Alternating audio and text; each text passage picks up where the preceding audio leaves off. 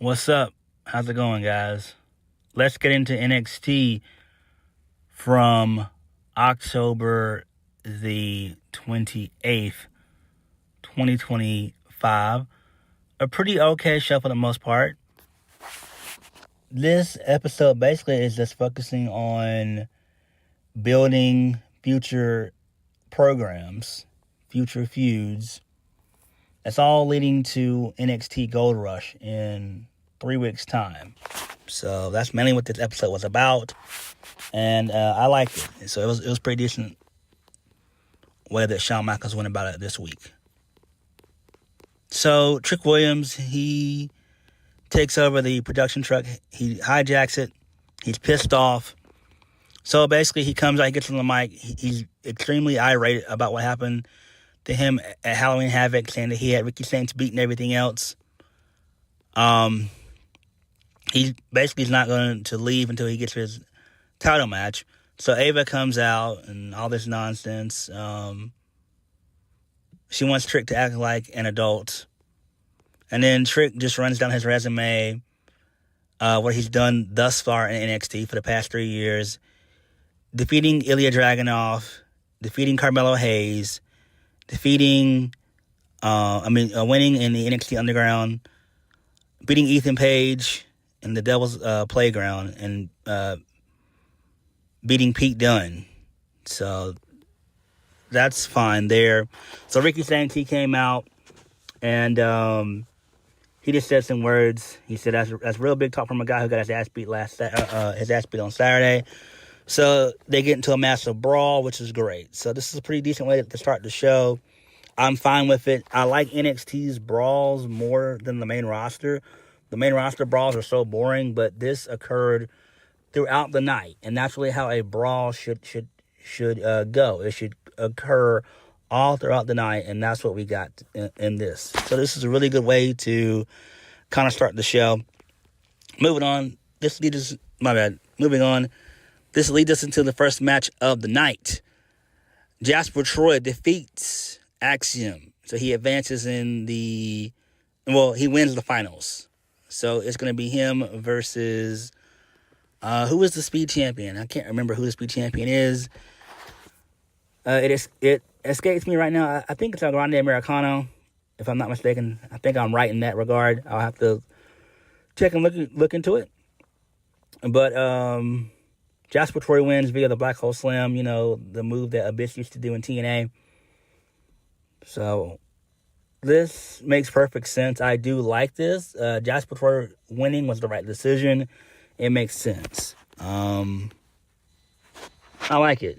It seems like they've got some plans for this young Jasper Troy, and he does seem kind of interesting. I wish that he had a mouthpiece with him, though, but maybe that'll happen in due time. Moving on from that, so Ava, she's backstage talking to Zarya and Sol Ruca in her office. So Sol is still injured.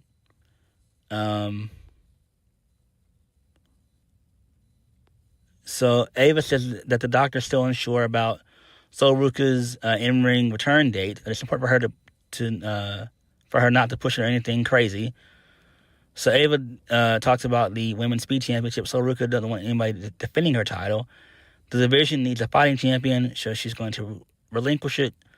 Sol Ruca wants to focus on her rehab because she intends to get back in the ring as soon as possible and get both those titles, which she never lost in the first place, back.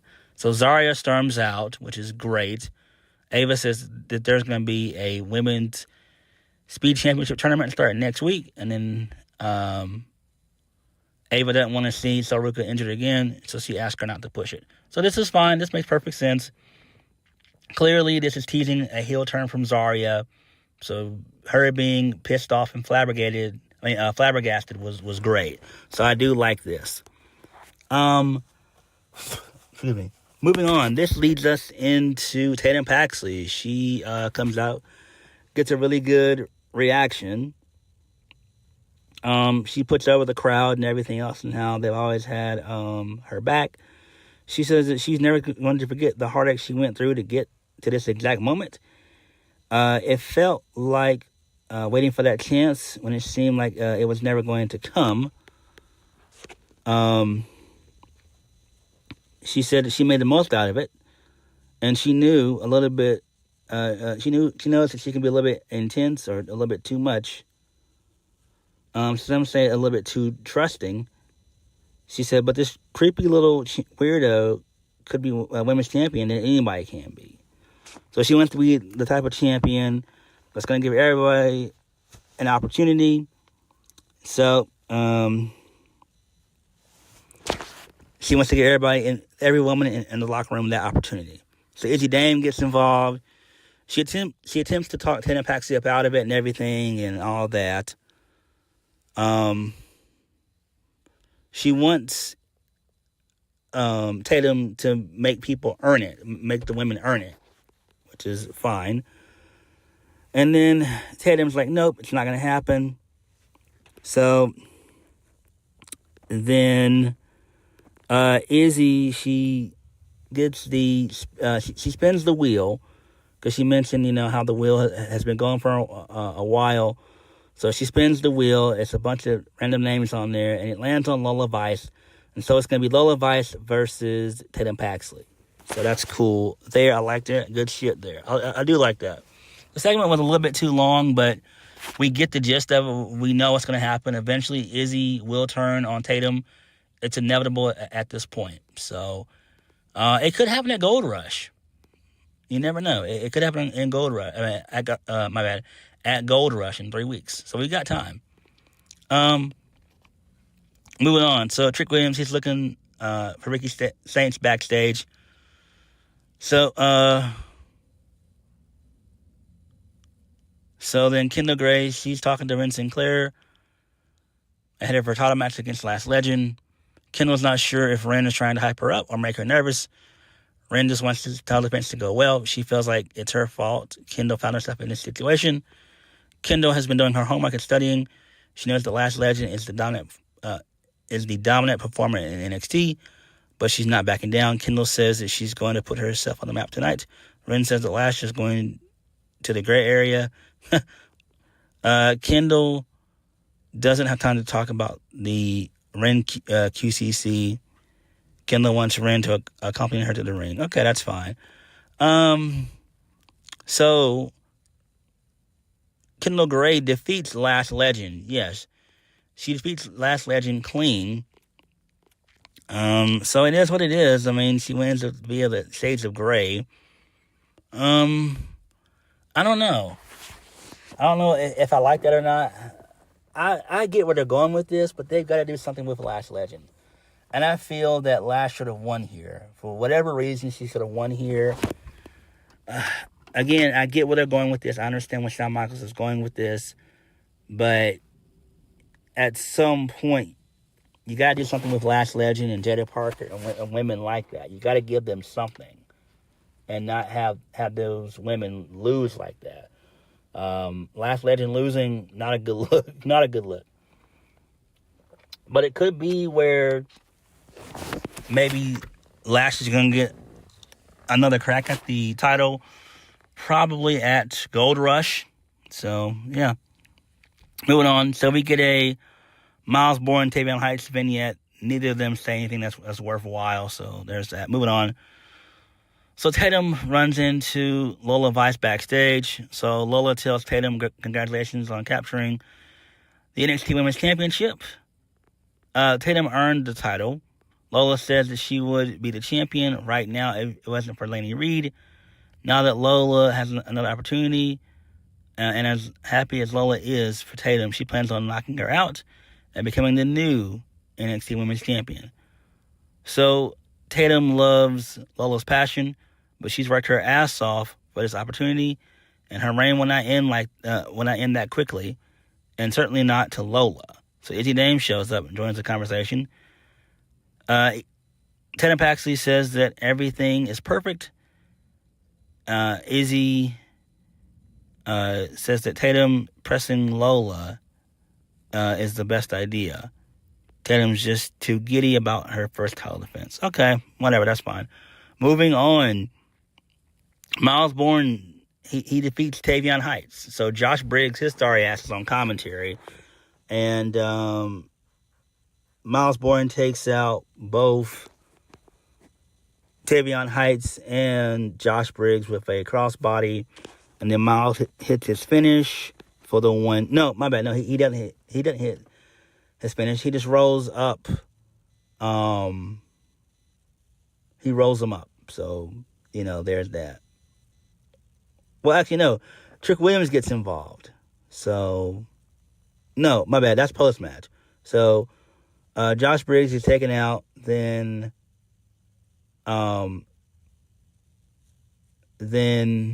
Miles Bourne rolls up Tavion Heights. And then the two of them, they shake hands and they dap it up. Trick Williams shows up, beats the crap out of Miles Bourne with a steel chair. Trick gets on the mic. He says that he's still talking crap about Ricky Saints. So then there's another brawl that breaks out. So good stuff there. I do like this. Miles Bourne winning is okay. But, man, just make them a damn tag team, Shawn Michaels, please. Make them a tag team. It's a lot easier. Moving on.